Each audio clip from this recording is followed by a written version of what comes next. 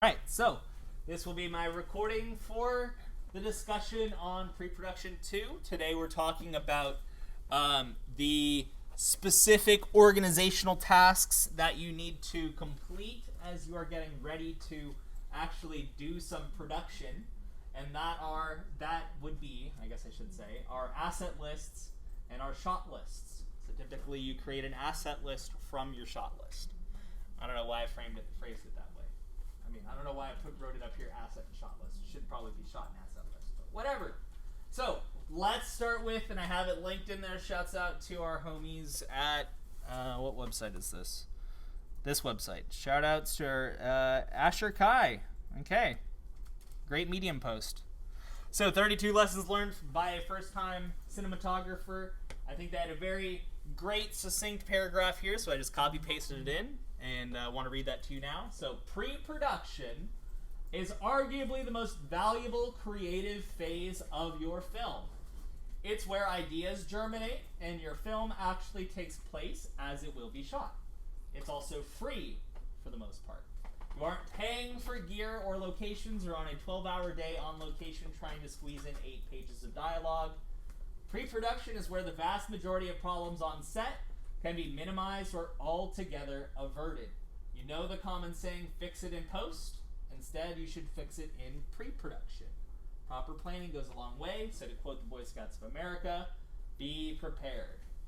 I'm an Eagle Scout, so I'm a fan of them capping it off with the Boy Scout motto, be prepared. And that really is the crux of it, folks. So, unlike for a film production, right, you might have locations scout for cafe. Cool. You show up to the scene, or you show up to the place, the cafe already looks like a cafe. Great. Set up the cameras, roll it, do your scenes. But for us, it's a little different, right? Because everything that is shown on screen has to be made for us to show it on screen, right? You can't just find a coffee shop and show up and, there's tables and chairs and patrons and nice books and whatever. No. Everything has to be planned out and designed. So it is better to know what you need and plan for what you need so you don't waste your own time making things that you don't end up using or making things and making them improperly. So maybe from the wrong direction, wrong angle, what have you. If I'm discussing, maybe you drew me, too flat, and you see me like this, when in actuality the discussion I was having, because I'm talking with Issa, is me from 3/4, right? And that's what you didn't just need Mr. Meyer drawn, you need Mr. Meyer drawn in 3/4, right? So that's where you can solve all of this by deciding what it is you're making first and breaking it down into a shot list. So define the term shot list. Shouts out to this nice little Vimeo blog on making a shot list. So cite my sources. That's where I pull this from. So let's look at our shot list. So these are the kind of things that you would expect to see on a shot list. Breaking up a scene into all the different camera shots that you'll need to produce to make the scene at the end. So scene number. Assign a number to each scene. So my example is the first scene in Avatar: The Last Airbender. So, example, Sokka and Katara fishing. That's our scene number 1. Great. Assign a letter to each shot within the scene. So if it's scene 1, but the first shot of the camera is a wide shot of Sokka and Katara talking on the boat, that's scene 1, shot A, so the scene number would be scene 1A. I know it sounds weird because I'm saying shot number, but I'm using letters, assuming we can all figure that out. Shot description. So giving us some info on some context as to what we're actually seeing on the screen. Katara water bends a fish out of the water. She's doing... Okay. Framing.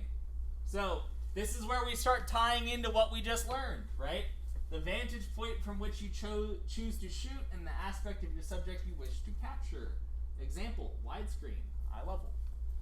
Remember, cinematography, that's a thing. So how are you choosing to shoot this scene?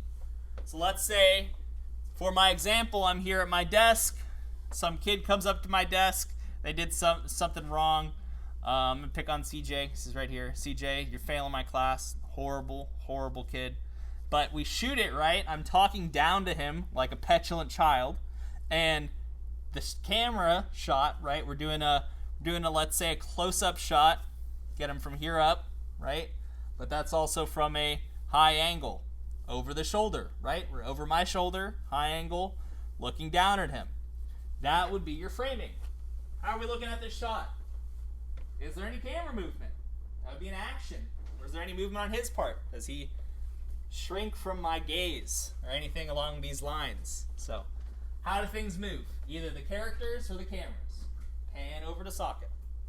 Boom. Dialogue. Anything that they say, just write it out.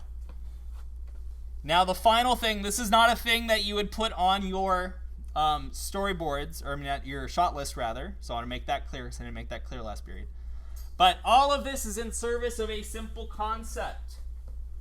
Coverage. So I copied the dictionary, or not the Wikipedia definition, which is to say coverage is the amount and kind of footage shot used to capture a scene in filmmaking and video production. A film editor uses coverage in post-production to assemble the final cut.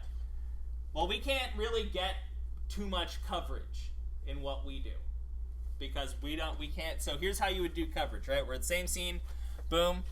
We're here doing the scene. We got our camera crew around us, right? We're assuming we're at a physical, making a film. So we do the shot once, just straight up, wide, both of us in view. I'm talking. Boom. Just run the whole scene, all the dialogue, wide shot. Run it through again. This time, close up only on me. Run the whole scene. We do our lines. Boom. That's a close up of me. Do the same thing. Close up on CJ. Do all the lines. Boom. We have that for coverage. Then we do over the shoulder looking at CJ. Boom. Coverage. Do the whole thing again. Etc., etc., etc. At the end, when you're editing it together, that's when you'll make the decision of like, we're going to go from the over the shoulder, he's going to say something, and we're going to cut to the close-up on Mr. Meyer for the reaction. Then we're going to cut back to the over the shoulder. Then we're going to go to wide. Boom. We're making these decisions. Okay? Well, that's not how we do our work. All of that needs to be planned. Which aspects, which scenes are we going to shoot, so to speak. Now, once you have, the setup of scene of me and CJ talking in a wide shot, you don't have to redraw that, right? So you can make in the same scene, multiple shots from the same angle, using the same subject matter, same backgrounds, these things, just different shots. So that way, you don't have to make a whole bunch of new stuff. So you can use the same shot that you've done and just change the dialogue that's being used.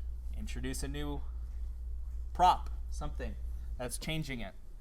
But yeah, so when you are planning out, when you are creating something new, so this is something you'll have to consider tomorrow when you're doing your re-storyboarding assignment, got to consider your coverage. Have I thought about how many different angles I'm going to need to do this from? Because how you would draw me or CJ for this scene will depend a lot on the camera angles you're shooting it from, right? So that brings us to this little lesson on making asset lists, which I cannot put into my video, so we will pause this. So the main takeaway from that is that once you know which shots you're going to be making, right? So this is assuming you have your shot list done, you've created your scene. So keeping our example, boom, it's talking scene. Great. We've got all the different shots broken down of what we're going to need to animate for each of those. Different camera angles, different shot types, all that stuff. Boom. Shot listed out. Great. Now we figure out, okay, backgrounds, characters, props. Now, important thing they brought up in there, you might need different variations of certain things. So they were saying like, oh, you need all the variations of the eyes and mouth, and they need to be on different layers so that you can move them properly.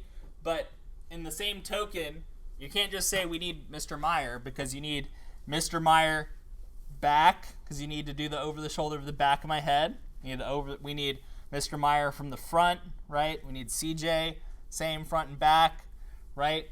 So all of these things would need to be listed out for each of these shots. So shot 1A, boom, this will be the Mr. Meyer and CJ wide shot. So we actually need them from the side, right? Then we need shot 1B, boom, that's Mr. Meyer saying something. So we need Mr. Meyer front. Then we have Mr. Meyer talking over the shoulder to CJ, so we need Mr. Meyer back, but we also need CJ front. Same thing when we flip. Then we need CJ back, Mr. Meyer front. All of these things. What are the backgrounds? That's the thing. If nothing's moving behind him and nothing's moving behind me, just draw it as one big plate. What's known as a matte painting is the official term. So that is basically it, though. You're going to take your shots, each one, break it down. Who do I need to draw? What do I need to draw? What location do I need to draw? Who, what, where, basically. Backgrounds, characters, props. So, and the thing with props are, if it's not moving, it's not a prop. Just draw it into the background, right? So, here's our general pre-pro process, right? So this is, again, assuming we're creating something from whole cloth. We're just making our own thing that has never been made before because we're fantastic artistes. So first is coming up with those ideas. Brainstorm, condense them down to a screenplay. In our case, we're not really doing that because we're not doing anything long term. The longest you might need to consider for a screenplay is like a mild synopsis. This is what's happening. This is the dialogue that's said. It's about the most complex you'll probably need to get for anything you're making in here. So from your screenplay, then you'll start deciding on your storyboards. More on that tomorrow. So you'll start creating some ideas of how you want this to look, right? How do we want to present this? How do we make this visually interesting? It's not just a matter of telling the story, because that's, the most rote aspect of animating. It's also how are we telling the story? What are the creative camera angles we're using, etc., etc. So start ideating that out, coming up with some sketchy storyboards, and then you finalize them when you're done. So again, your storyboards, more on this tomorrow, not super polished, right? Just ideas. Could be start with stick figures. Number 3, now that we have our storyboards, assume that that whole process has gone through, you know what each shot is supposed to look like, then you can start breaking them down into the shot list, build your shot list out of that, right? And then that way you have your shot list to work off of. From that shot list, you'll distill each shot down to the assets required to build each shot. So working from our visual ideas down to the organizational aspects to make that visual thing happen, whatever our idea is. And then you work right back up. Start building your assets, start completing different shots in your scenes, put enough of those shots together, you get a scene done, get all your scenes done, you have a completed piece of animation. So it's down, the hierarchy, go down and then up. So you start from high level, what does this look like? Distill it down to the organizational objectives, then you complete the objectives and make your vision happen. It is that simple. Okay, so our assignment, folks. We are going to be looking at our 2 Pokemon episodes that we were watching last week. You will pick your choice of any one scene in here. So an example of a scene would be Ash dreaming about the different Pokemon. Ash and Professor Oak talking about the Pokemon being picked by the other people. Ash calling his mom from the Pokemon Center. A scene, right? You're going to then take that scene and break it down into the shots that make up that scene. So, boom, we have the wide shot of, not this one, Pokemon Emergency, because I'm thinking of the Ash talking to his mom scene.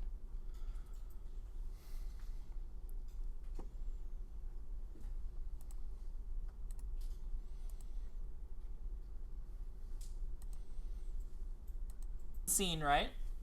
You're just going to break it down into the different shots. So you're going to be telling me for each shot, we're not doing asset lists today. We're not doing asset lists. That is not what the assignment is, just shot lists. So just Going to figure out, okay? For all of you, you don't need, the scene number will be 1. You're just doing one scene. So make scene number 1. You don't need to count which scene it is in the episode. That's too much.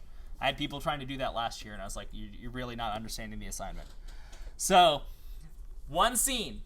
Break it down into each of its shots. Boom. Shot 1A, wide shot of them in the Pokemon Center. Shot 1B, Ash looks at the phone. Medium shot. Shot 1C, extreme close-up of screen, etc. Don't do any more than 12. If you pick a scene that has a lot, like, goes on forever, no more than 12 shots. Just break them down into these factors. What's the number? The shot number. Short description. Framing. So what kind of shot is it? Are there any actions? Does the characters or the cameras move in this? And how? Pan, dolly, Ash walks across the screen, whatever. Any dialogue? How do I want this? Google Docs or Google Sheets, whichever one you are more comfortable with. I am not giving you any sort of template. I would just say, hey, go look at these. They got this one here. The one on this one is much better, in my opinion. Although some of this stuff is not super relevant to you, but you can see this example, right? So here they have to also consider setting up of the scene. So they have these broken up into which scene setup it is with too. Because, they show up to a scene. Maybe they're filming on one side of the set, they got cameras and lights on the other, then they're filming from the other side, then they build the scene over here, stow all this stuff, set up lights and cameras again, so they have to tend with that too. We don't have to worry about that as much with animation. But see, boom, shot, scene, 1A, wide. They even have the focal length of the lens, because they have to procure their lenses. The subject, so their breakdown of the description of what's going on in the scene. Notes about how to frame such thing. Push toward Minotaur down center of table. From front, extreme close-up. Silhouette. All these kind of things. So, again, you're using the ones that I have. The shot list factors that I have here. So, again, scene number and number. So, 1A, 1B, etc. Description. But I want you to be thinking of the framing. So start using that vocab from last week. What's the camera shot type? What's the camera shot angle? Is there any action or movement with the camera or with the characters in relation to the shot? Maybe it starts as a wide shot and then the character approaches the camera. So it goes from being a wide shot into a close-up shot. Things of these nature. Questions? Very good. Cool. Let me stop.